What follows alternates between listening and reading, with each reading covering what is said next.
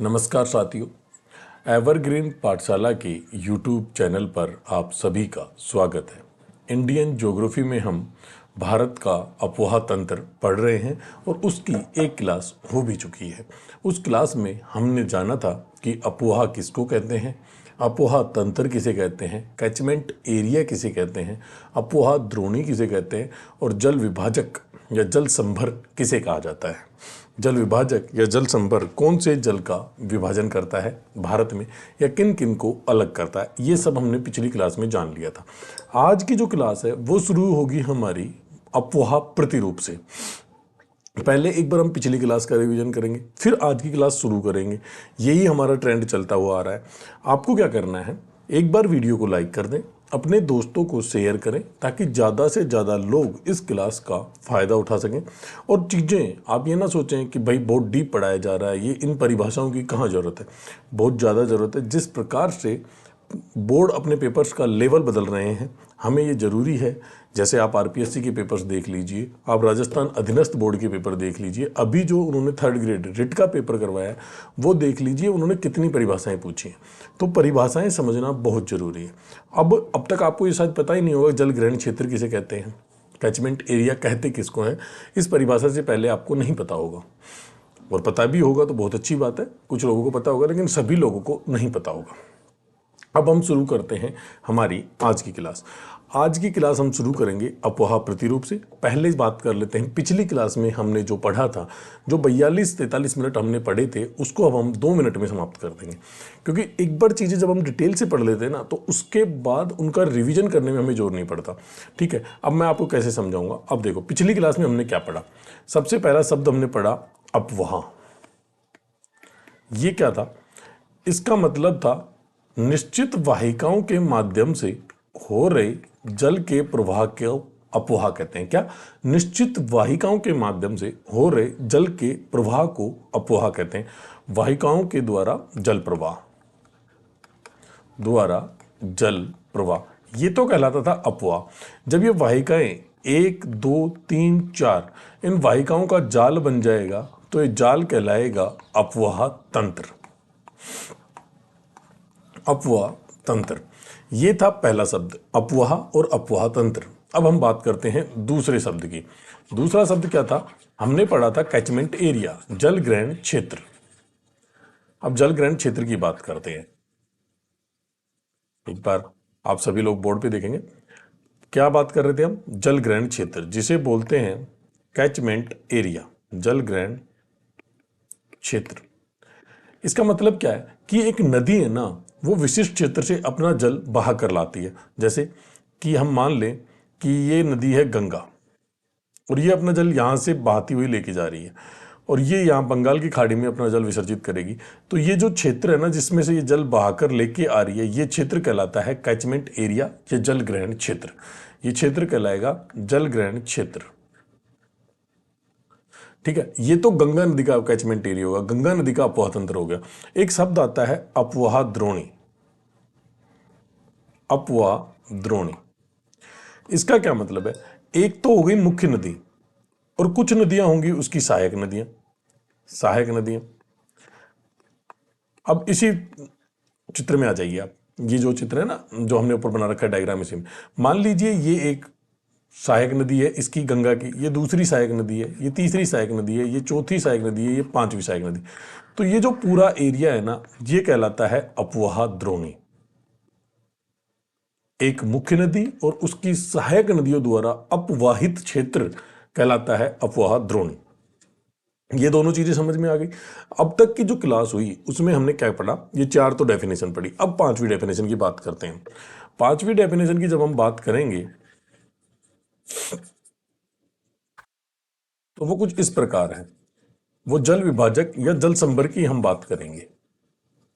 जल विभाजक या जल संभर किसे कहते हैं? जैसे विभाजक के मतलब से आपको पता चल रहा होगा कि किसी चीज का विभाजन करेंगे। जल विभाजक है तो जल का विभाजन करेंगे। अब कौन से जल का विभाजन करेंगे? ये वो सीमा होती है जो एक अपवाह द्रोणी को दूसरी अपवाह द्रोणी से अलग करती है। मान लीजिए ये एक अपवाह द्रोणी है और ये दूसरी अपवाह द्रोणी है।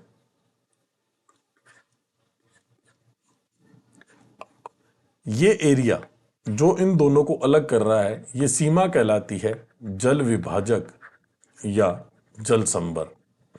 ये कौन सा है? अपवाह द्रोणी फर्स्ट, अपवाह द्रोणी फर्स्ट, और ये दूसरा है अपवाह द्रोणी सेकंड।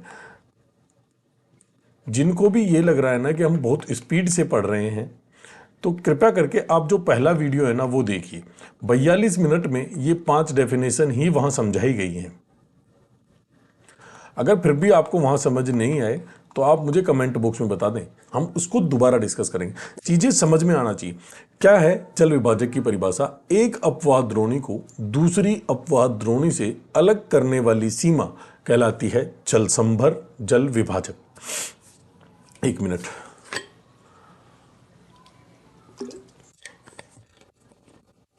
उम्मीद करता हूं समझ में आ गई होगी। क्या समझ में आना चाहिए कि एक अपवाह द्रोणी को जब दूसरी अपवाह द्रोणी से हम अलग करेंगे तो जो सीमा बनती है ना, वो सीमा कहलाती है जल विभाजक या जल संभर। ये बात आपको ध्यान हो गई। अब बात करते हैं, इससे आगे बढ़ते हैं। क्या समझ में आना चाहिए? हमें समझ में आना चाहिए कि जल विभाजक तो हम समझ गए, लेकिन भारत का महान जल विभाजक क्या है? तो भारत का जो महान जल विभाजक है ना, वो शुरू होता है मानसरोवर झील से। तिब्बत में मानसरोवर झील है और वहां से शुरू होता है भारत का महान जल विभाजक। वहां से वो फैलेगा और आगे आते हुए आएगा कामेट पर्वत। कामेट पर्वत के बाद अंबाला, जो कि हरियाणा में पड़ता है, फिर राजस्थान में अरावली, अरावली के बाद विंध्याचल, सतपुड़ा, पश्चिमी घाट से होते हुए कन्याकुमारी तक फैला हुआ है। कैसे? ये मान लीजिए मैं बना रहा हूं, ये झील है मानसरोवर, यहां से शुरू हो रहा है भारत का महान जल विभाजक। ये यहां से चलेगा, ये अंबाला आ गया, ठीक है, कामेट पर्वत आ गया पूरा, फिर उसके बाद अंबाला, अंबाला से ये कुछ ऐसे आएगा, ये हो गई अरावली, अरावली के बाद हम चलें तो ये ऐसे जाएगा विंध्याचल, विंध्याचल के बाद सतपुड़ा, और सतपुड़ा के बाद ये आ गया पश्चिमी घाट, और ये यहाँ कन्याकुमारी तक फैला हुआ है।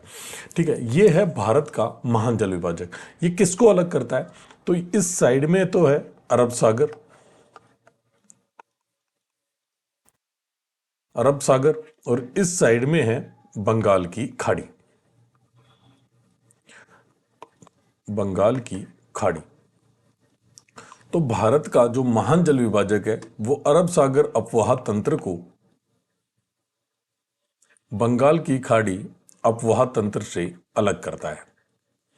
ये पूरी बात थी हमारे पिछले वीडियो की। अब हम बात करेंगे हमारी आज की क्लास की। इन सब चीज़ों को हम मिटा देते हैं और अब हम शुरू करते हैं हमारी आज की क्लास। सभी का ध्यान अब बोर्ड पे होना चाहिए।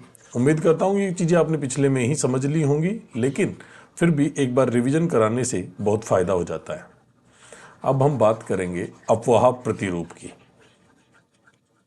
कुछ प्रमुख अपवाह प्रतिरूप भी देखेंगे। पहले हम बात करते हैं डेफिनेशन की। अपवाह प्रतिरूप होता क्या है, ये हम समझने की कोशिश करते हैं। ठीक है, मान लीजिए ये एक नदी बह रही है, मान लीजिए ये कोई नदी है जो बहकर जा रही है।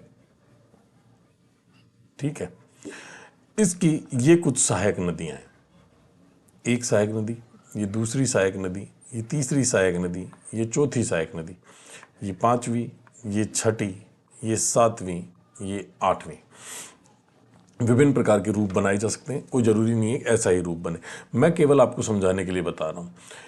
एक मुख्य नदी और उसकी सहायक नदी द्वारा बनाया गया ज्यामितीय प्रतिरूप अपवाह प्रतिरूप कहलाता है। एक मुख्य नदी, किसी क्षेत्र विशेष की बात होगी, ऐसा तो है नहीं कि हवा में नदी बहेगी, नदी किसी क्षेत्र में ही तो बहेगी। किसी क्षेत्र विशेष में एक मुख्य नदी और उसकी सहायक नदियों द्वारा बनाया गया प्रतिरूप, या प्रमुख नदी और उसकी सहायक नदियों द्वारा बनाया गया ज्यामितीय रूप, या बनाया गया ज्यामितीय रूप या विकसित किया गया ज्यामितीय रूप अपवाह प्रतिरूप कहलाता है।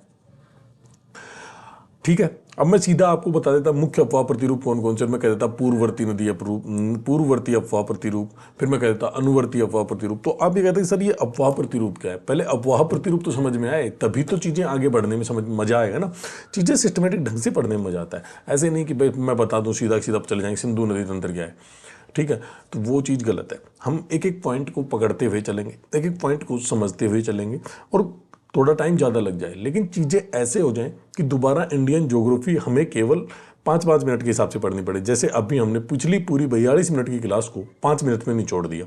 ऐसे निचोड़ने वाली ज्योग्राफी पढ़नी है हमें कि भाई एक बार ऐसे मुट्ठी बंद करी, पूरी ज्योग्राफी निचोड़ के नीचे आ गई, वो बातें हमें करनी है। क्या होता है अफवाह प्रतिरूप? एक प्रमुख नदी और उसकी सहायक नदियों द्वारा बनाया गया ज्यामितीय रूप या विकसित किया गया ज्यामितीय रूप अफवाह प्रतिरूप कहलाता है। इतना ही आपको याद रखना है, और नहीं भी रखो तो भी कोई बात नहीं है, बस समझ में आना चाहिए कि अफवाह प्रतिरूप क्या है। ठीक है, तो ये डायग्राम ऐसे कैसे यहाँ बनाया छोड़ देता हूँ मैं, कि ये तो मैं लिख देता हूँ मुख्य नदी, ये तो हो गई प्रमुख नदी,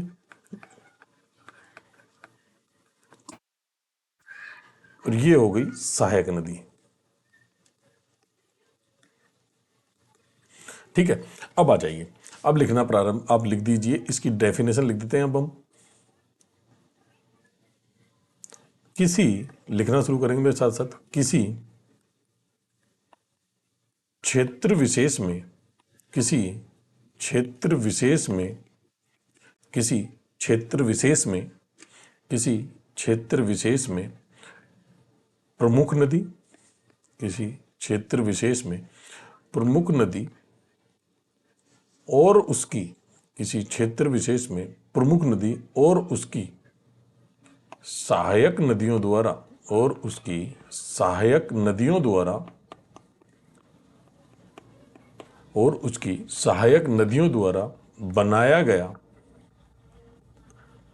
बनाया गया, ब्रैकेट करके आप विकसित किया गया, ब्रैकेट नहीं ओब्लिक करके विकसित किया गया,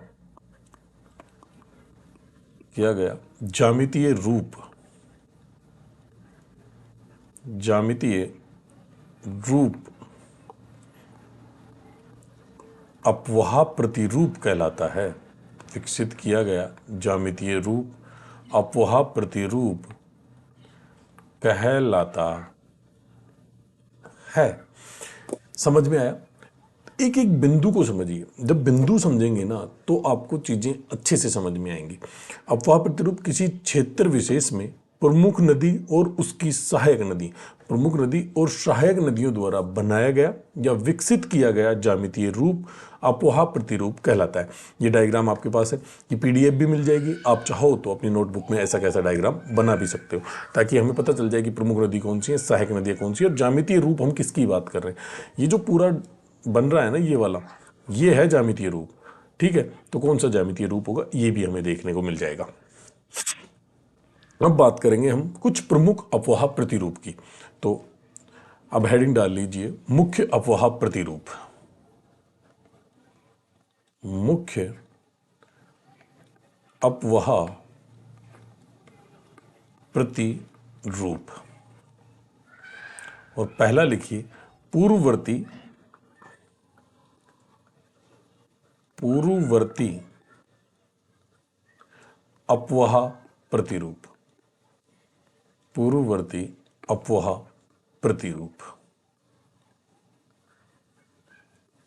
हम बहुत बार पढ़ते हैं कि हिमालय की जो नदियां हैं वो पूर्ववर्ती हैं, जबकि प्रायद्वीपीय पठारी प्रदेश की जो नदियां हैं वो अनुवर्ती नदियां हैं। अनुवर्ती और अध्यारोपित नदियां हैं। अपनी बात करें प्रायद्वीपीय पठार की, और पूर्ववर्ती और अनुवर्ती नदियां हैं हिमालय पर, हिमालय नदी तंत्र की नदियां, हिमालय नदी तंत्र की नदियां और प्रायद्वीपीय नदी तंत्र की नदियां। तो पूर्ववर्ती जो नदियां हैं, या जो पूर्ववर्ती नदियां होंगी तो पूर्ववर्ती ही अपर अफवाह प्रतिरूप का निर्माण करेंगी। तो पूर्ववर्ती नदियां कहेंगे किसको, ये आज हम समझेंगे। अगर आप में से कोई इसकी डेफिनेशन जानता है तो मुझे कमेंट बॉक्स में बता सकता है, नहीं तो अब हम समझना शुरू करते हैं। देखिए, मान लीजिए मैं कोई बात नहीं कर रहा अभी, अभी हम केवल एक बात करने की, एक नदी है, ठीक है। मान लीजिए कि ये एक नदी है जो इस प्रकार बह रही थी, इस प्रकार बह रही थी। ठीक है, ये एक नदी है जो कुछ इस प्रकार से अपने पथ पर बह रही थी। ठीक है, ये नदी है।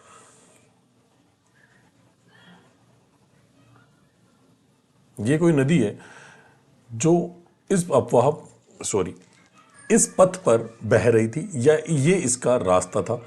अब होता क्या है, पृथ्वी में विवर्तनिक गतिविधियां होती हैं या पृथ्वी में कुछ उत्थान होता है, कोई स्थलखंड का यहाँ निर्माण होता है। इसकी परिभाषा में ही स्थलखंड आएगा। आपको एक बार ही समझ लेना है स्थलखंड में क्या क्या आ सकता है। कोई उच्चावच आ जाएगा, कोई मैदान आ जाएगा, कोई मरुस्थल आ जाएगा, कोई पठार आ जाएगा, कोई पर्वत आ जाएगा। ठीक है, स्थलखंड वो होते हैं ऐसी नदियां जो कि स्थलखंड के उत्थान से पूर्व किसी मार्ग से बह रही थी। तो ये मार्ग हो गया। यहां अभी कोई स्थलखंड नहीं बना है या किसी भी स्थलखंड का निर्माण यहां नहीं हुआ है। अब बात करते हैं कि बाद में उच्चावच गतिविधियों के द्वारा यहां पर स्थलखंड का निर्माण हो जाता है। मान लीजिए कि ये किसी पर्वत का निर्माण इस क्षेत्र में हो गया। ये मान लीजिए कि कोई पर्वत है जिसका निर्माण इस क्षेत्र में हो जाता है। दो चीजें आई, एक नदी जो स्थलखंड के उत्थान से पूर्व किसी मार्ग पर बह रही थी, स्थलखंड के निर्माण हो जाने के बाद भी वो नदी जब उसी मार्ग पर बहती है, कैसे बहेगी, तो वो इसका क्या कर देगी, अपर्दन करेगी। ये मान लीजिए कि इसने इस पर्वत का अपर्दन कर दिया।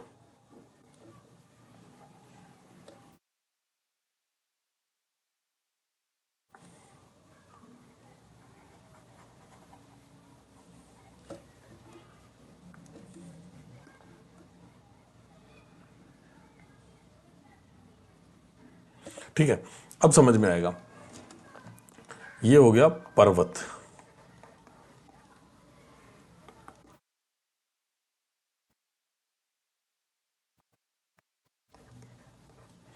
और ये हो गई नदी।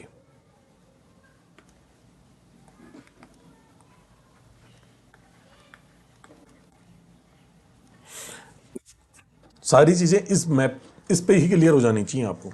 कोई नदी किसी स्थलखंड के उत्थान से पूर्व किसी एक निश्चित मार्ग से बह रही थी, तत्पश्चात उस क्षेत्र में किसी स्थलखंड का निर्माण हो जाने के कारण नदी द्वारा उस स्थलखंड का अपर्दन कर या गार्ज का निर्माण कर उसी पथ पर बहना, उसी पथ पर बहने वाली नदियां पूर्ववर्ती अपवाह प्रतिरूप का निर्माण करती हैं और ऐसी नदियां पूर्ववर्ती नदियां कहलाती हैं।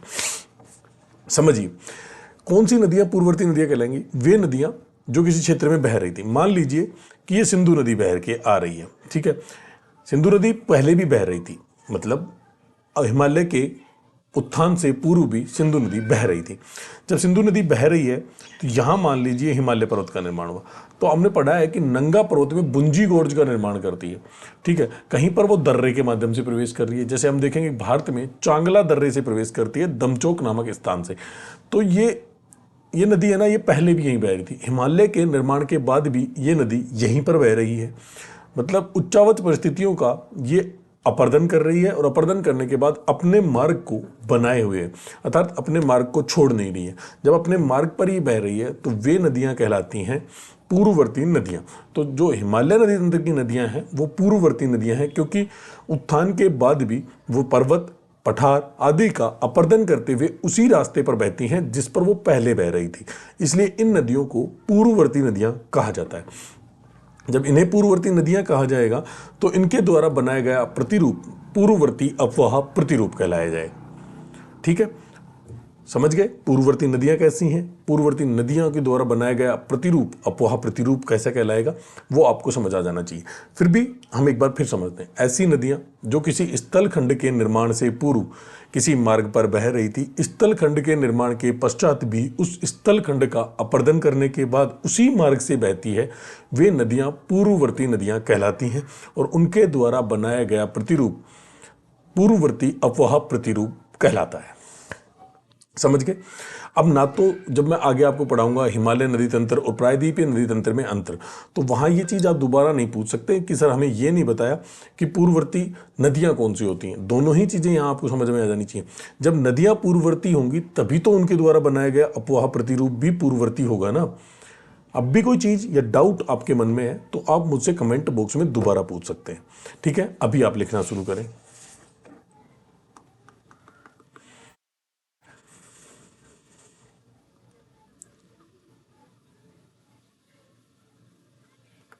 ऐसी नदियां जो स्थलखंड के निर्माण से पूर्व, जो किसी स्थलखंड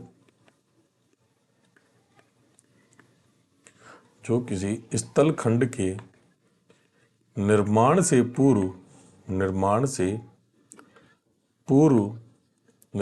पूर्व किसी मार्ग से बह रही थी, किसी मार्ग से प्रवाहित हो रही थी, या बह रही थी, प्रवाहित हो रही थी, स्थलखंड के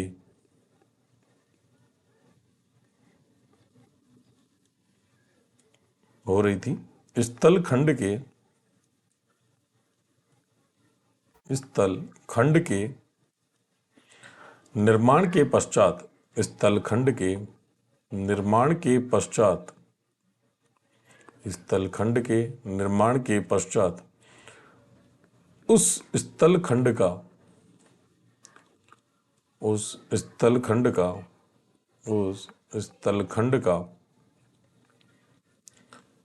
अपरदन करके उसी मार्ग से बहती है,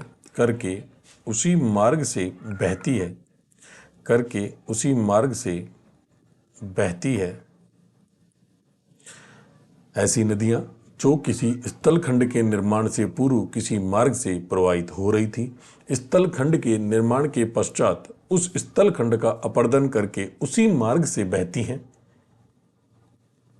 वे नदियां पूर्ववर्ती नदियां कहलाती हैं। वे नदियां पूर्ववर्ती नदियां कहलाती हैं।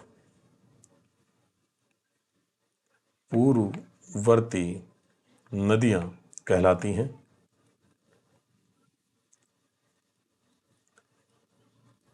तथा उनका अपवाह प्रतिरूप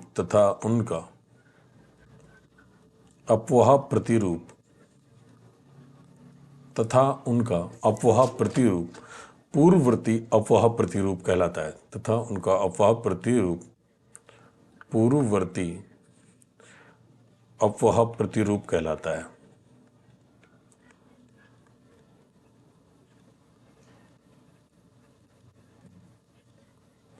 सबसे हार्ड जो अपवाह प्रतिरूप है ना, आपको समझने में जो आएगा वो यही है। क्या? पूर्ववर्ती अपवाह प्रतिरूप ही सबसे हार्ड है। अगर कहीं सब्जेक्टिव पेपर होता है और लिखने वाला पेपर होता है, वहां पर अगर आप फंस सकते हैं तो इसी अपवाह प्रतिरूप में फंसेंगे। ठीक है, आगे जो मैं अपवाह प्रतिरूप आपको पढ़ाने वाला हूं उनमें इतना जोर नहीं पड़ने वाला, वो छोटे छोटे हैं।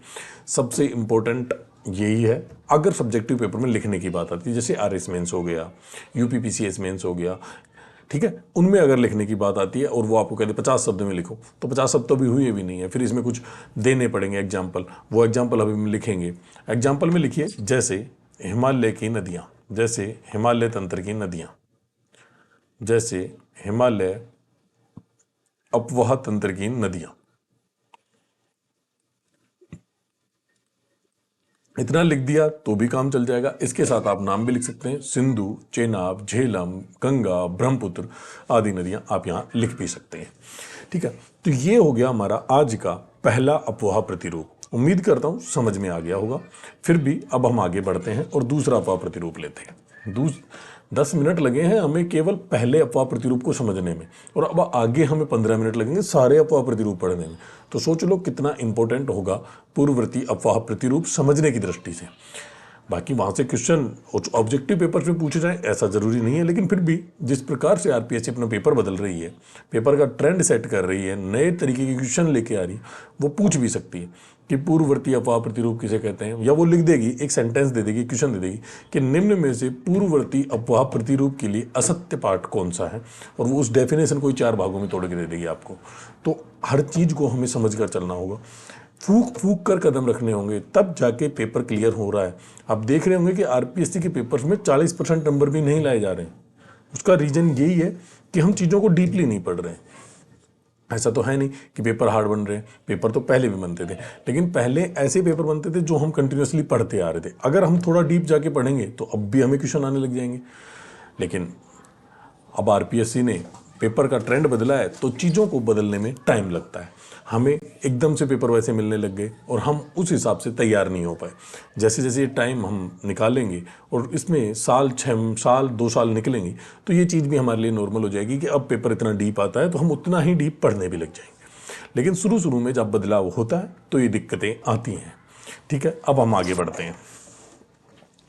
दूसरा अफवाह प्रतिरूप है अनुवर्ती अफवाह प्रतिरूप। कौन सा? अनुवर्ती। अनुवर्ती अफवाह प्रतिरूप। ये देखना कितना आसान है।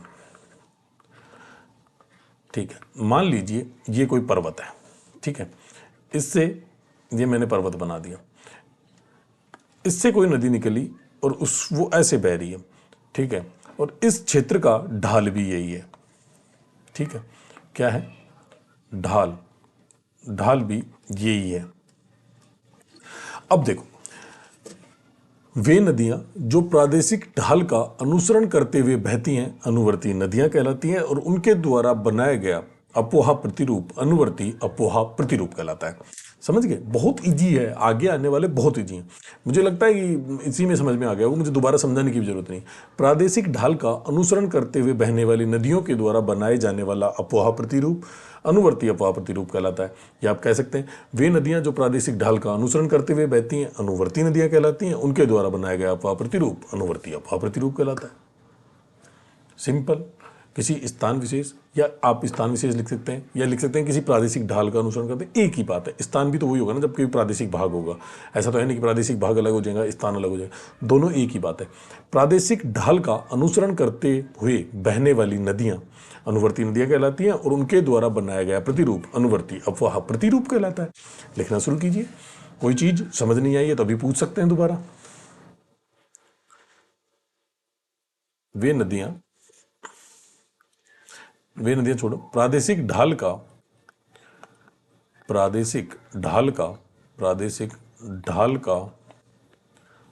अनुसरण प्रादेशिक ढाल का अनुसरण करते हुए प्रादेशिक ढाल का अनुसरण करते हुए बहने वाली नदियां प्रादेशिक ढाल का अनुसरण करते हुए बहने वाली नदियां प्रादेशिक ढाल का अनुसरण करते हुए बहने वाली नदियां एक मिनट। प्रादेशिक ढाल का अनुसरण करते हुए बहने वाली नदियां अनुवर्ती नदियां कहलाती हैं। प्रादेशिक ढाल का अनुसरण करते हुए बहने वाली नदियां अनुवर्ती नदियां कहलाती हैं। अनुवर्ती नदियां कहलाती हैं। अनुवर्ती नदियां कहलाती हैं तथा उनके द्वारा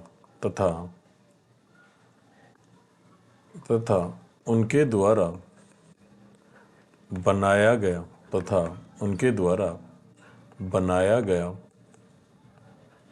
अफवाह प्रतिरूप अनुवर्ती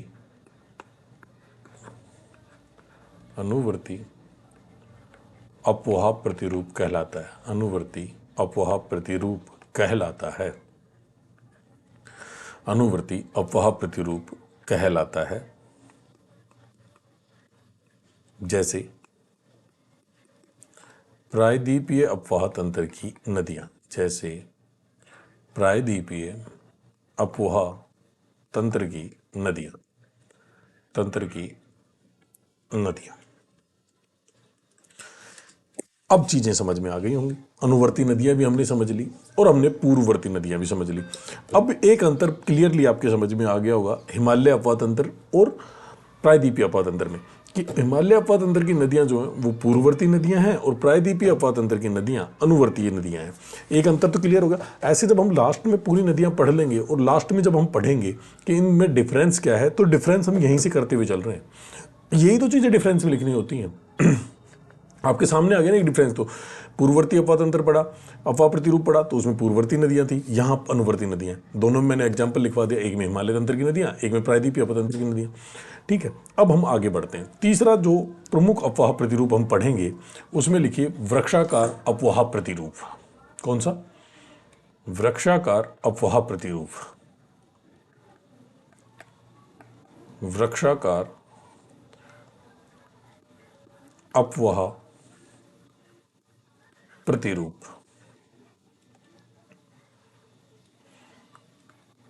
अब आ जाइए, ये कौन सा अफवाह प्रतिरूप हो गया?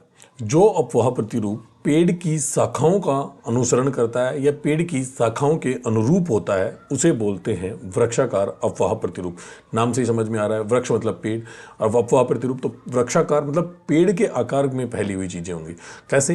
देखो, एक पेड़ होता है, उसकी शाखाएं इधर उधर फैली हुई होती हैं, तो पेड़ की या वृक्ष की शाखाओं के अनुरूप जो अफवाह प्रतिरूप बनेगा उसे बोलेंगे वृक्षाकार अफवाह प्रतिरूप।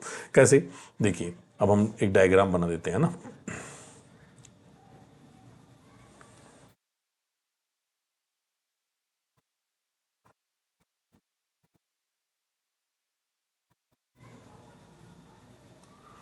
ये मान लीजिए हमने बनाया और फिर हमने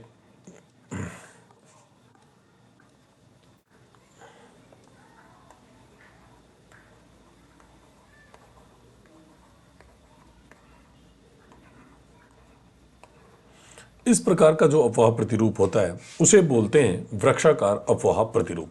लिखना शुरू कीजिए। समझ में अब भी नहीं आ रहा हो तो मुझे बता सकते हैं, हम इसको दोबारा समझ सकते हैं। बाकी मुझे लगता है कि समझ में आ गया होगा। ऐसा अफवाह प्रतिरूप जो पेड़ की शाखाओं के अनुरूप हो, ऐसा अफवाह प्रतिरूप जो पेड़ की शाखाओं के अनुरूप हो, वृक्षाकार अफवाह प्रतिरूप कहलाता है। लिखिए, ऐसा अफवाह प्रतिरूप, ऐसा अफवाह प्रतिरूप, ऐसा अफवाह प्रतिरूप जो पेड़ की शाखाओं का, जो पेड़ की शाखाओं का, जो पेड़ की शाखाओं के अनुरूप हो, पेड़ की शाखाओं के अनुरूप हो, ऐसा अफवाह प्रतिरूप जो पेड़ की शाखाओं के अनुरूप हो उसे वृक्षाकार अफवाह प्रतिरूप कहते हैं। उसे वृक्षाकार अफवाह प्रतिरूप कहते हैं। एग्जाम्पल लिखेंगे। एग्जाम्पल है उत्तरी मैदानी प्रदेश की नदियां। उत्तरी मैदानी प्रदेश की नदियां, जो उत्तरी मैदानी प्रदेश में नदियां बहती हैं वो वृक्षाकार अफवाह प्रतिरूप का निर्माण करती हैं। ये बात आपको ध्यान रखना है। अब हम आगे चलेंगे। 3 अफवाह प्रतिरूप हम पढ़ चुके हैं। अब चौथा है जालीनुमा अफवाह प्रतिरूप। क्या है? जालीनुमा अफवाह प्रतिरूप। इसको समझिए। जालीनुमा अफवाह प्रतिरूप क्या कहता है? यह कहता है कि मुख्य जो नदियां हैं ना वो तो समांतर बहेंगी, जो मुख्य नदियां होंगी वो समांतर बहेंगी और उनकी जो सहायक नदियां होंगी वो समकोण पर आकर मिलेंगी। ऐसा अफवाह प्रतिरूप जालीनुमा अफवाह प्रतिरूप कहलाता है। मान लीजिए कि मैंने बना दिया, ये मैंने एक नदी बना दी, ठीक है, सॉरी, एक नदी बह रही, और ये हमने बना दी दूसरी नदी। ठीक है, ये जो प्रमुख नदियां हैं ना, ये जो बड़ी नदियां हैं, मुख्य नदियां हैं, ये तो बह रही हैं एक दूसरे के समांतर। अब आती है इनकी सहायक नदियों की बात। सहायक नदियों की बात करें तो कुछ नदियां हैं जो ऐसे आकर मिलेंगी, बिल्कुल समकोण पर तो नहीं, लेकिन समकोण पर ही मिलती हैं, ये बात आपको याद रखना है ना।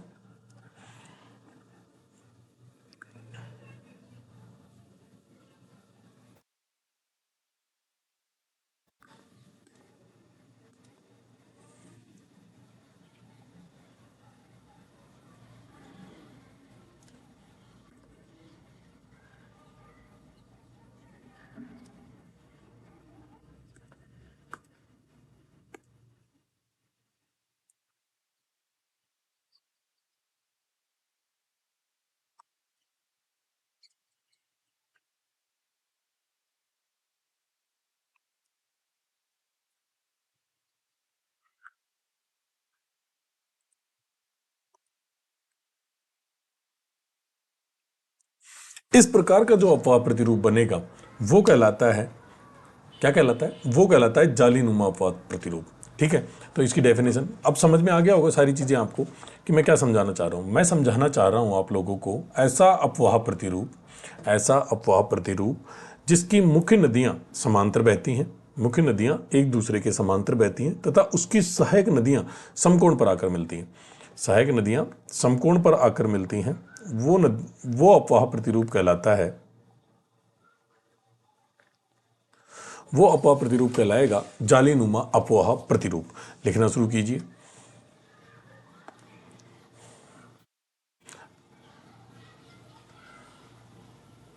ऐसा अपवाह प्रतिरूप, ऐसा अपवाह प्रतिरूप, ऐसे नहीं, इसको काट दीजिए, अब लिखिए।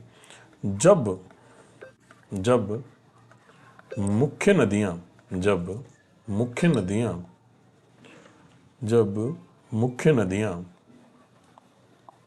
जब मुख्य नदियां एक दूसरे के समांतर, एक दूसरे के, जब मुख्य नदियां एक दूसरे के समांतर बहती हैं, जब मुख्य नदियां एक दूसरे के समांतर बहती हैं, जब मुख्य नदियां एक दूसरे के समांतर बहती हैं तथा तथा सहायक नदियां, तथा सहायक नदियां, तथा सहायक नदियां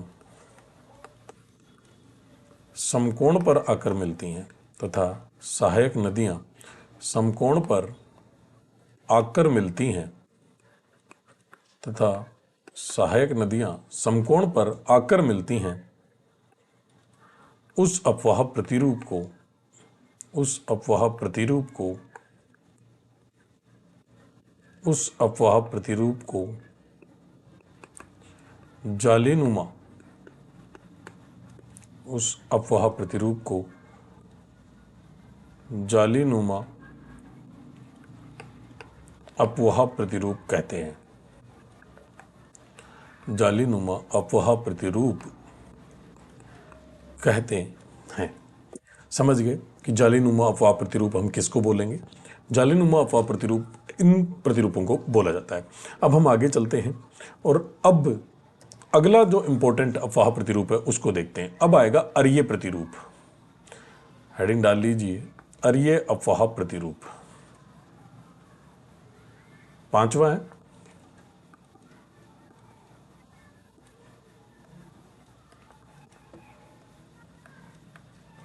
अरीय अपवाह प्रतिरूप।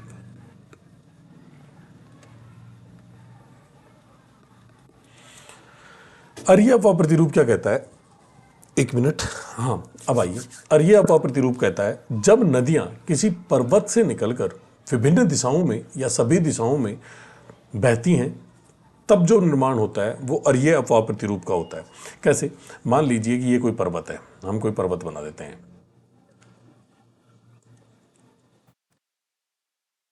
मान लीजिए हम ये पर्वत बना देते हैं ना, थोड़ा बड़ा बना देते हैं, हमारे पास स्पेस है तो। मान लीजिए कि ये कोई पर्वत है।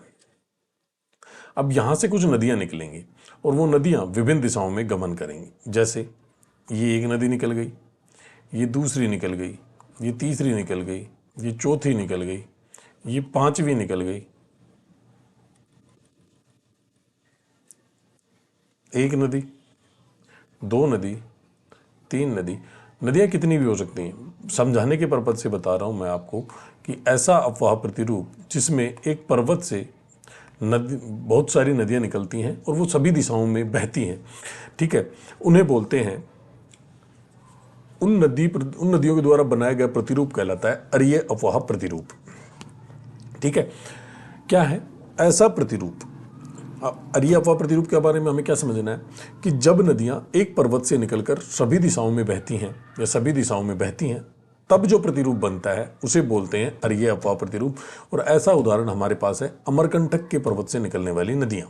अमरकंटक पर्वत श्रृंखला से निकलने वाली नदियां, अमरकंटक से जो पर्वत नदियां निकलती हैं, जब हम पढ़ेंगे नदियां तो उसमें मैं आपको बताऊंगा कि अमरकंटक से कौन कौन सी नदियां निकलती हैं। तब मैं आपको समझाऊंगा कि अमरकंटक से कौन कौन सी नदियां निकल रही हैं और वो किस किस दिशा में गमन कर रही हैं। ठीक है, अभी आप लिखना शुरू कीजिए। जिसमें प्रमुख नदियां नर्मदा और सोन जैसी हैं, और भी नदियां हैं वो हम वहीं पढ़ेंगे जहाँ अमरकंटक पर्वत श्रृंखला की से नदियां निकलने वाली बातें जब हम पढ़ेंगे तो वहाँ मैं सारी नदियां बताऊंगा कि ये नदियां अमरकंटक से निकल रही है और विभिन्न दिशाओं में गमन कर रही हैं। वहाँ इसका दोबारा रिवीजन हो जाएगा। अरीय अफवाह प्रतिरूप को एक बार फिर जानिए। जब नदियां एक पर्वत से निकलकर सभी दिशाओं में बहती हैं, जब नदियां एक पर्वत से निकलकर सभी दिशाओं में बहती हैं तो उनके द्वारा बनाया गया अफवाह प्रतिरूप अरीय अफवाह प्रतिरूप कहलाता है। ठीक है, अब लिखना शुरू कीजिए। जब नदियां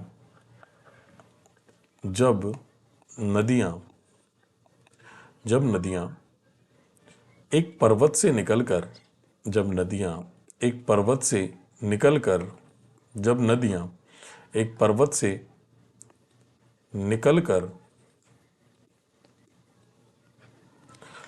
सभी दिशाओं में बहती हैं, जब नदियां एक पर्वत से निकलकर सभी दिशाओं में बहती हैं, जब नदियां एक पर्वत से निकलकर सभी दिशाओं में बहती हैं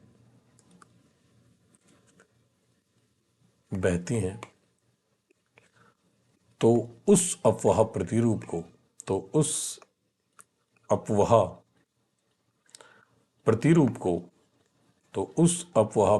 को अरीय अफवाह प्रतिरूप कहते हैं या अरीय प्रतिरूप कहते हैं। अरीय प्रतिरूप कहते हैं। एग्जाम्पल, अमरकंटक पर्वत श्रृंखला से निकलने वाली नदियां। अमरकंटक पर्वत श्रृंखला से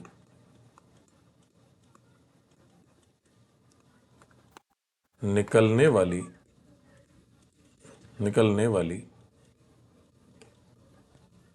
नदियां।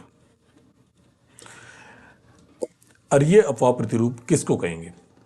जब नदियां एक पर्वत से निकलकर सभी दिशाओं में बहती हैं तो जो अफवाह प्रतिरूप बनेगा उसे कहते हैं अरीय अफवाह प्रतिरूप। और इसका प्रमुख या इसका सबसे सूटेबल जो उदाहरण है वो है अमरकंटक पर्वत श्रृंखला से निकलने वाली नदियां। एक बार फिर समझ लें, जब नदियां एक पर्वत से निकलकर सभी दिशाओं में बहती हैं तो जो प्रतिरूप बनेगा वो कहलाएगा अरीय प्रतिरूप। और इसका अगर उदाहरण देखा जाए तो जो बिल्कुल एकदम सूट करेगा इस डेफिनेशन पर वो है अमरकंटक पर्वत श्रृंखला से निकलने वाली नदियां इस प्रतिरूप का निर्माण करती हैं। 5 प्रतिरूप हमने देख लिए। अब हमारा है छठा प्रतिरूप। छठा है अभिकेंद्रीय प्रतिरूप। कौन सा? अभिकेंद्रीय प्रतिरूप।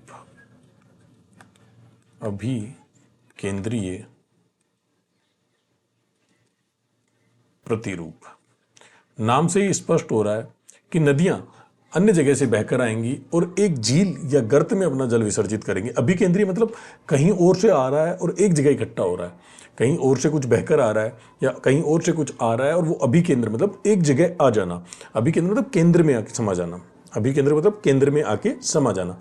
तो नदियां विभिन्न दिशाओं से बहती हुई आएंगी और वो एक झील या गर्त में अपने जल का विसर्जन कर देंगी। तो जो प्रतिरूप बनेगा उसे बोलेंगे अभिकेंद्रीय प्रतिरूप। और इसका सबसे परफेक्ट एग्जाम्पल है सांबर झील।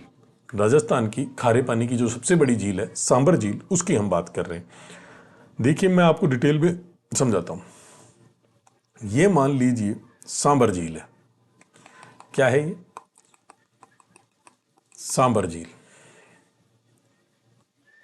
और सांबर झील में 5 नदियां जल लेकर आती हैं। खारी, खंडेल, मैंथा, रूपनगढ़, तुरतमती। जब भी ऐसा अफवाह प्रतिरूप बनेगा वो कहलाएगा अभिकेंद्रीय अफवाह प्रतिरूप। क्या? नदियां सभी दिशाओं से बहकर अपना जल एक झील में या एक गर्त में विसर्जित करती हैं, तो जो अफवाह प्रतिरूप बनता है उसे बोलते हैं अभिकेंद्रीय प्रतिरूप। ठीक है, या अभिकेंद्रीय अफवाह प्रतिरूप। कुछ चीज समझ नहीं आई है तो आप मुझसे पूछ सकते हैं, नहीं तो लिखना शुरू करें। जब नदियां, लिखें, जब नदियां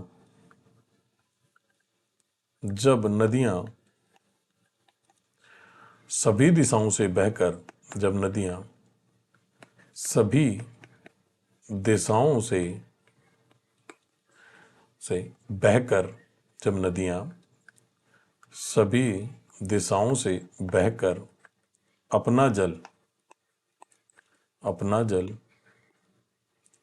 जब नदियां सभी दिशाओं से बहकर अपना जल किसी झील,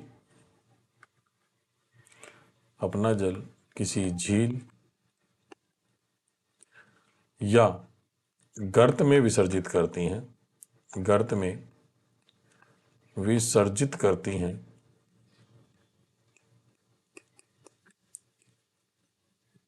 तो उस प्रतिरूप को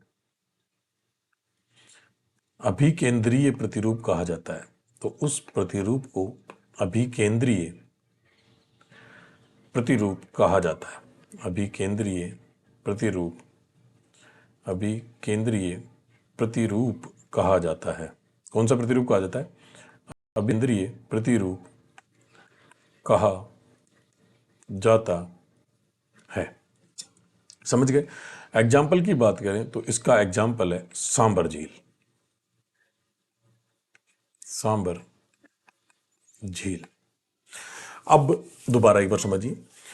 जब नदियां सभी दिशाओं से बहकर अपना जल किसी झील या गर्त में विसर्जित करती हैं, तो जो प्रतिरूप बनेगा उसे बोलेंगे अभिकेंद्रीय प्रतिरूप। और इसका सबसे सूटेबल एग्जाम्पल है सांबर झील। सांबर झील में 5 नदियां अपना जल लेकर आती हैं: खारी, खंडेल, मैंथा, रूपनगढ़ और तुरतमती। ठीक है, तो सांबर झील इसका परफेक्ट एग्जाम्पल है। ये तो थे मुख्य अफवाह प्रतिरूप। हमने 6 अफवाह प्रतिरूप देखे। कौन कौन से देखे? पूर्ववर्ती अफवाह प्रतिरूप देखा, अनुवर्ती देखा, फिर देखा वृक्षाकार, जालीनुमा, अरिये और अभिकेंद्रीय प्रतिरूप। अब हम जो नदियां हैं या भारतीय अफवाह तंत्र है उसके विभाजन की बात करेंगे। तो भारतीय अफवाह तंत्र का विभाजन, हेडिंग लिखिए, भारतीय अफवाह तंत्र का विभाजन। भारतीय अफवाह तंत्र का विभाजन। भारतीय अफवाह तंत्र का विभाजन। सबसे पहले लिखिए उद्गम के आधार पर। पहला जो हम विभाजन देखेंगे उसको देखेंगे हम उद्गम के आधार पर। उद्गम के आधार पर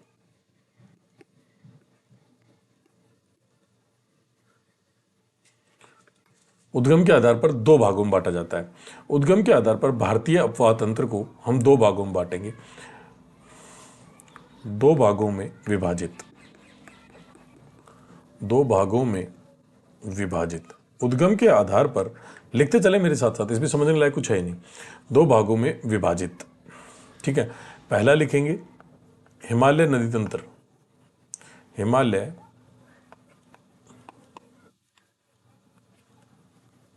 अफवाह तंत्र,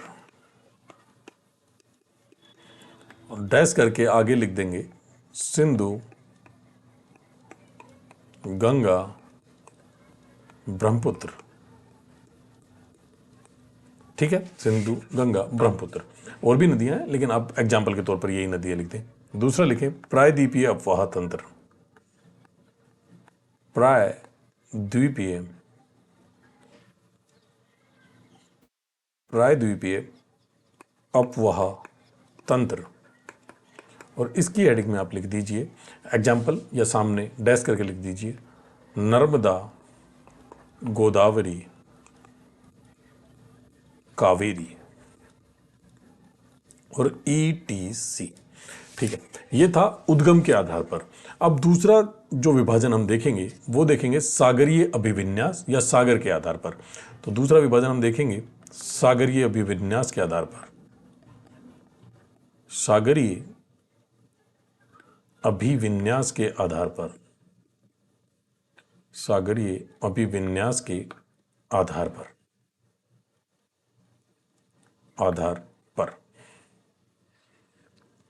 इसका क्या अर्थ है कि कौन सी नदी अपना जल कौन से सागर में लेकर जा रही है उसके आधार पर उसका विभाजन। तो पहला तो हम लिखेंगे बंगाल की खाड़ी अफवाह तंत्र।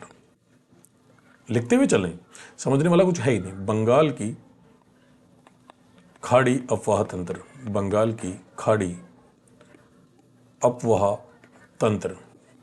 कुल अफवाह तंत्र को यदि हम 100% माने तो 77% बंगाल की खाड़ी अफवाह तंत्र है। तो इसमें लिख दीजिए 77%। और इसमें नदी लिख दीजिए गंगा, गोदावरी, कावेरी, ETC। ये हो गया बंगाल की खाड़ी अफवाह तंत्र। इसके बाद दूसरा लिखिए अरब सागर अफवाह तंत्र। अरब सागर अफवाह तंत्र। अगर अरब सागर अफवाह तंत्र की हम बात करते हैं तो ये जो कुल अफवाह तंत्र है उसका 18% है। कितना? लगभग 18%। सागरीय अभिविन्यास के आधार पर बंगाल की खाड़ी अफवाह तंत्र 77%, जिसकी प्रमुख नदियां गंगा, गोदावरी, कावेरी, ETC। और भी हैं, कृष्णा भी है, महानदी भी है, वो बहुत सारी हैं। तो वो हम बाद में देखेंगे जब हम आगे कंटिन्यूसली पढ़ते हुए चलेंगे तब। अरब सागर अफवाह तंत्र में हम देखेंगे तो इसमें प्रमुख नदियों लिखिए सिंधु लिख दीजिए, नर्मदा लिख दीजिए, साबरमती लिख दीजिए, या आप ताप्ती लिख दीजिए या तापी लिख दीजिए, ताप्ती, ETC। ये है अरब सागर अफवाह तंत्र। अब इन दोनों को टोटल करेंगे तो 95% आ रहा है। फिर 5% कौन सा बन गया? तो कुछ ऐसी नदियां भी हैं जो कि ना तो अरब सागर तक पहुंच रही हैं और ना ही वो बंगाल की खाड़ी में पहुंच रही हैं, अर्थात स्थलीय अफवाह तंत्र, अंतः स्थलीय अफवाह तंत्र। तो जो तीसरा है सागरीय अभिविन्यास के आधार पर, उसका नाम है अंतः स्थलीय अफवाह तंत्र। अंतः स्थलीय अफवाह तंत्र। और ये है 5%। इसमें आपको एक ही नदी यहां लिखनी है और उस नदी का नाम आप लिख दीजिए घग्गर। घग्गर नदी, जो कि हम इसमें पढ़ेंगे। बाकी अंतः स्थलीय अफवाह तंत्र हम राजस्थान ज्योग्राफी में ज़्यादा पढ़ते हैं क्योंकि वहाँ मरुस्थल का विस्तार है, इसलिए वहाँ पर हम अंतः स्थलीय अफवाह तंत्र की ज़्यादा वैल्यू है। यहाँ पर हमारा मुख्य फोकस ऊपर के दोनों में ही रहेगा, बंगाल खाड़ी और अरब सागर, और फिर एक घग्गर नदी इसमें हम पढ़ने वाले हैं। अब बात करते हैं तीसरे आधार पर, जल संभर के आधार पर। तीसरा आधार है जल संभर के आधार पर।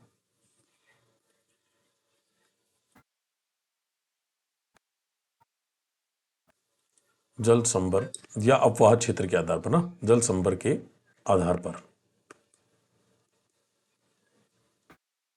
जल संभर के आधार पर भी 3 भागों में ही बांटा जाता है। तो अगर पहले की बात करें ना, तो पहला है प्रमुख नदी द्रोणी। प्रमुख नदी द्रोणी है ना, प्रमुख नदी द्रोणी। इनमें कौन सी नदियां आएंगी? वे नदियां जिनका अफवाह क्षेत्र,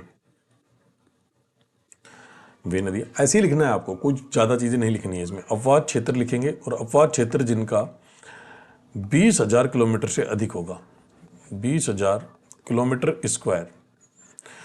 वे नदियां जिनका अपवाह क्षेत्र 20,000 वर्ग किलोमीटर से अधिक है वे नदियां कहलाती हैं प्रमुख नदी द्रोणी।